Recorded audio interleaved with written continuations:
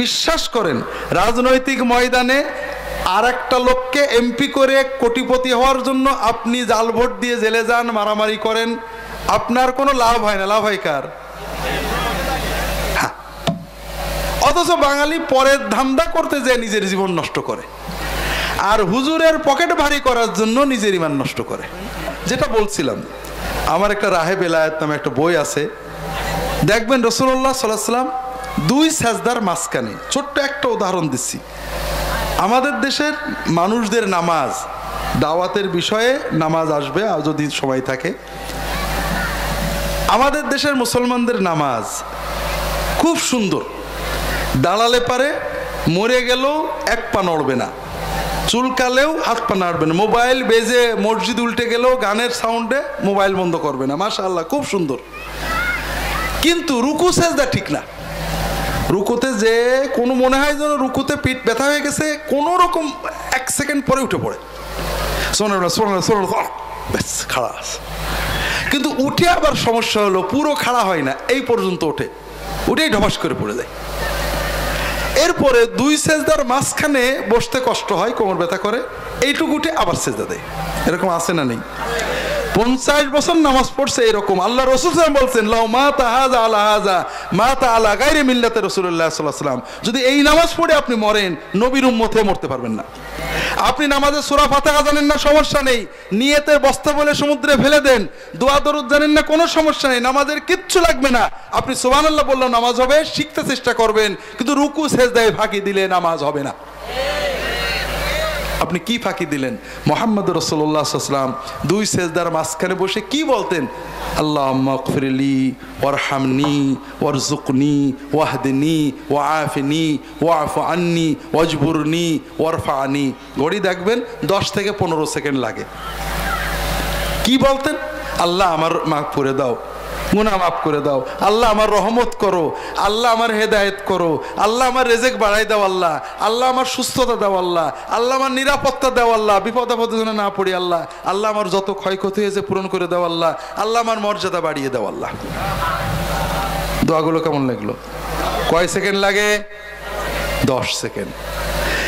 সারা দিনে 30 রাকাত নামাজ পড়লে 300 সেকেন্ড। 300 সেকেন্ডে কয় ঘন্টা হয় ভাই? কয় মিনিট হয়? হ্যাঁ, 5 মিনিট। সারা দিনের ভিতরে 30 রাকাত নামাজে যদি 5 মিনিট আপনি এই দোয়াগুলো করেন, আপনার জীবনের সব কষ্ট আল্লাহর মধ্যে দূর হয়ে যাবে। কিন্তু বাঙালি বড় হতভাগা যে এই 10 সেকেন্ডের দোয়া না করে টাকা পয়সা নিয়ে আমার কাছে দৌড়ায়। আর এটা হলো সব শিরকের মূল। এখানে মূল চিন্তাটাই শিরক। সেটা কি? আমরা মনে করি যে বড় রাজা বাদশার কাছে গেলে, বড় চেয়ারম্যান মেম্বার মন্ত্রী ডিসি এসপির কাছে গেলে সরাসরি যাওয়া যায় না। যাওয়া যায় নাকি? তার কোনো আপনজনের মাধ্যমে গেলে কাজটা ভালো হয়, ঠিক না ভাই? কাজে আল্লাহর কাছে গেলেও তো একটা মাধ্যম নিয়ে যাইতে হবে, ঠিক না? ঠিক না? ভালো করে বোঝেন, আন্দাজে কথা বলেন না। রাজা বাদশাহ মন্ত্রী মিনিস্টার এমপি এদের কাছে মধ্যস্থ নিয়ে যেতে হয় কেন? কারণ রাজা বাদশাহ প্রধানমন্ত্রী আমাকে চেনে না, ঠিক না? ডিসি সাহেবের অফিসে যাবেন, ডিসি আপনার চেনে নাকি? চেনে না।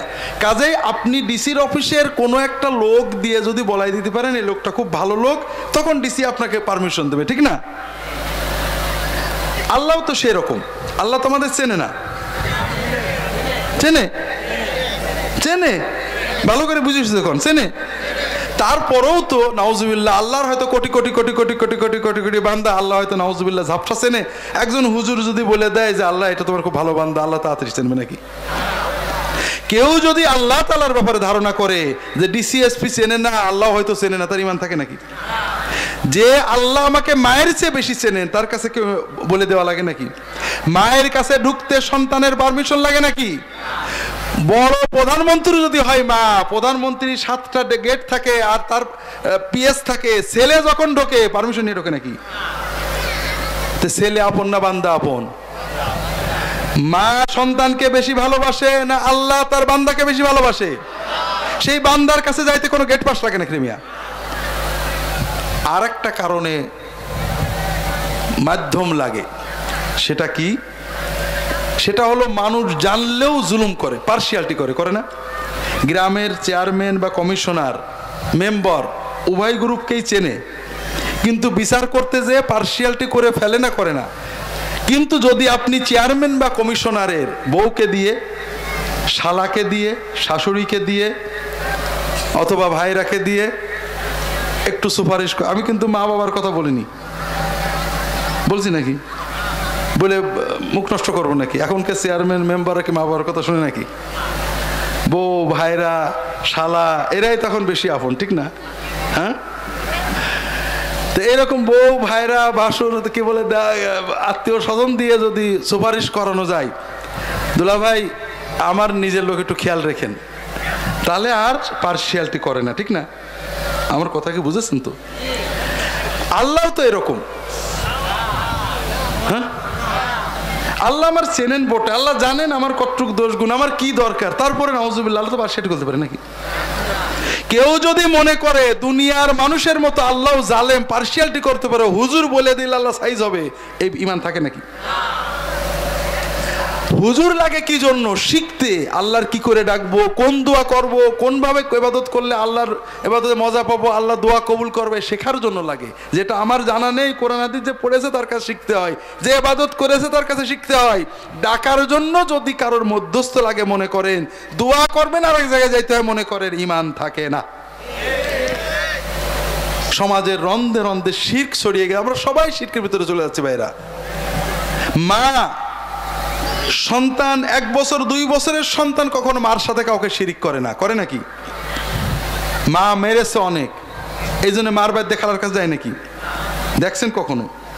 ভাইরা, আমাদের বানানো সিস্টেম বোঝেন, শিরক কিভাবে আসে, অথবা বিভিন্ন রকমের কুসংস্কার।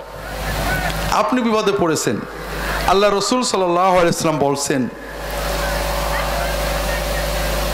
দোয়া ইউনুস পড়েন, বেশি দোয়া ইউনুস পড়ে আল্লাহর কাছে কান্দেন তাহাজ্জুদে উঠে, আপনি পারতেন, কিন্তু আমি আপনার বলে দিলাম 1.25 লাখ লাগবে, 1.25 লাখ শুনেই তো আপনি শুয়ে পড়েছেন, ঠিক না? যাও তো হবে না, কি করতে হবে জানি না। আপনাদের দেশে কি নিয়ম আছে, বাংলাদেশের বিভিন্ন জায়গায় নিয়ম আছে, 40 জন আলেম ডেকে আনতে হবে, 40 জন আলেম ডেকে এনে দোয়া ইউনুস পড়ে খতম করে দোয়া করতে হবে। সেটা কেমন? দোয়া ইউনুসে আমরা কি বলি? লা ইলাহা ইল্লা আনতা সুবহানাকা ইন্নী কুনতু মিনাজ জালিমিন। তার মানে আল্লাহ তুমি ছাড়া কোনো মাবুদ নেই, বিপদে ডাকার মতো, বিপদ থেকে তরানোর মতো কেউ নেই, আমি আল্লাহ অন্যায় করে ফেলেছি, মাফ করে দাও, বিপদটা কাটিয়ে নাও। কথা কি বুঝতে পেরেছেন? কারণ আমরা বিশ্বাস করি বিপদ আসে আমাদের বদ আমলের কারণে, অন্যায়ের কারণে। কষ্ট দেন আল্লাহ, বিপদ দেন যেন আমরা ভালো হয়ে যাই। আমরা যখন বলি আল্লাহ অন্যায় করে ফেলেছি, বিপদ তুলে নাও, তখন আল্লাহ বিপদ তুলে নেন, ঠিক না? যেমন মা একটা ছেলেকে বলে, আর তো ভাত দেবো না, যা চলে যা, ছেলের সঙ্গে সঙ্গে চলে যায়, ঠিক না? না আসে মাছ জড়াই ধরে। হ্যাঁ, ছেলেকে যখন মা বলে দাদা তোর আর খাদ্য না, দূর হয়ে যা, মরে যা, চলে যা, চাচার বাড়ি চলে যা, মারা রাগ করে না? করে না? ছেলের সঙ্গে সঙ্গে চলে যায় নাকি? যে চাচার ধরে নিয়ে আসে, মার একটু বলে দাও নাকি? কি করে? মার কাছে জড়া ধরে, ঠিক না? মা যখন বলে ভাত দেব না, তখন মার এইটা উদ্দেশ্য না যে ছেলেকে কোনদিন ভাত দেব না, মার উদ্দেশ্য ছেলে একটু নরম হয়ে আমার কাছে আসুক। কথা বোঝেননি? আল্লাহ যখন আমাদের বিপদ দেন, আল্লাহর কখনো ইচ্ছা না আমাদের ক্ষতি করার। আল্লাহ চান যে বান্দা আমার ডাকুক, ওর মনটা আমার দিকে আসুক, ওর মনটা ভালো হোক, ও মুত্তাকি হোক, ও আল্লাহর ওলি হয়ে যাক, আমার বিপদের মাধ্যমে ও আমার দোস্ত হয়ে যাক।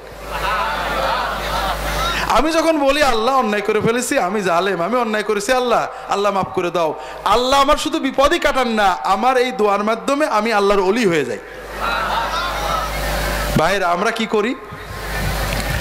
আমার অন্যায় হয়েছে, আমার বিপদ হয়েছে, গরুর অসুখ হয়ে গেছে, ছেলের অসুখ হয়েছে, বিপদ হয়েছে, কাটছে না, 40 জন হুজুর আসছেন, 40 জন হুজুর কি বলছেন? লা ইলাহা ইল্লাল্লাহ সুবহানাল্লাহ, লা ইলাহা ইল্লাল্লাহ, লা ইলাহা ইল্লাল্লাহ।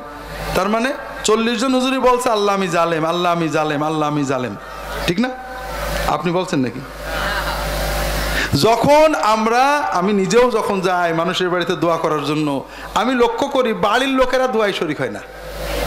আপনারা দেখছেন? তাহলে 40 জন হুজুর বলছে আল্লাহ আমি জালেম, আল্লাহ আমি জালেম, আল্লাহ আমি জালেম, আর একমাত্র যে জালেম না খাঁটি আলেম সে বাড়িওয়ালা। এটা কি দোয়া ইউনুস পড়া হলো না আল্লাহর সাথে আর কি বাড়া হলো ভাই?